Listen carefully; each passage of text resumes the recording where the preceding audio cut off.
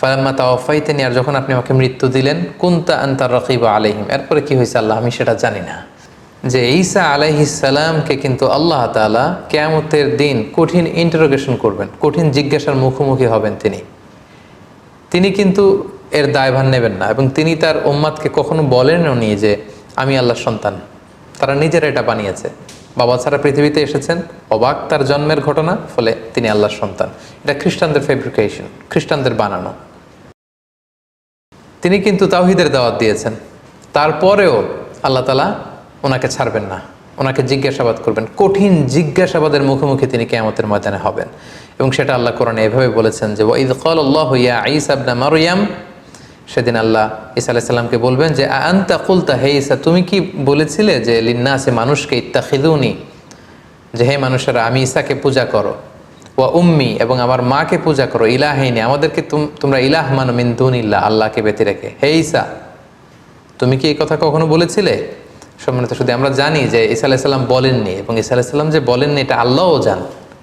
তারপরেও এটা এমন একটা ইস্যু, আল্লাহ তাআলা নিজেও এটা বরদাস্ত করবেন না। আল্লাহ ঈসা আলাইহিস সালামকে ইন্টারোগেট করে তার মুখ দিয়ে বারবার এটা বের করে কিয়ামতের গোটা ময়দানে যখন খ্রিস্ট সম্প্রদায় থার থার করে কাঁপবে, আল্লাহ তাআলা এই জবাবদিহি সবার সামনে দেখাবেন। এই প্রশ্ন যখন আল্লাহ তাআলা ছুড়ে দেবেন, ঈসা আলাইহিস সালাম বলবেন ক্বালা সুবহানাকা, আল্লাহ আপনি অতি মহান পবিত্র। মা ইয়াকুনু লি আন আকুলা মা লাইসা লি বিহাক, যেটা বলার কোনো অধিকার আমার নেই সেটা আমি কি করে বলি আল্লাহ, আমি কেন এমনটি বলবো? ইন কুনতু কুলতু, আর যদি আমি এমনটি বলেই থাকতাম দুনিয়াতে, ফাকাদ আলিমতা, তাহলে আপনি তো সেটা জানতেন। তা'লামু মা ফি নাফসি, আল্লাহ আমার অন্তরে কি আছে আপনি জানেন। ওয়ালা আ'লামু মা ফি নাফসিক, আপনার অন্তরে কি আছে আমরা জানি না। ইন্নাকা আনতা আল্লামুল গুয়ুব, আপনি অদৃশ্যের খবর রাখেন। হে আল্লাহ মা কুলতু লাহুম ইল্লা মা আমারতানি, আপনি আমাকে যা আদেশ করেছিলেন আমি তো পৃথিবীতে কেবল তাই বলেছি। আমি তো বার্তাবাহকের কাজ করেছি, বাণীবাহকের কাজ। ইনজিল কিতাবে আপনি যা বলেছেন আমি তাই পৌঁছে দিয়েছি। আর সেটা কি? সেটা ছিল আমি বলেছি আনে আবুদুল্লাহ, তোমরা আল্লাহর ইবাদত করো। রব্বি, আল্লাহ হচ্ছেন আমার রব।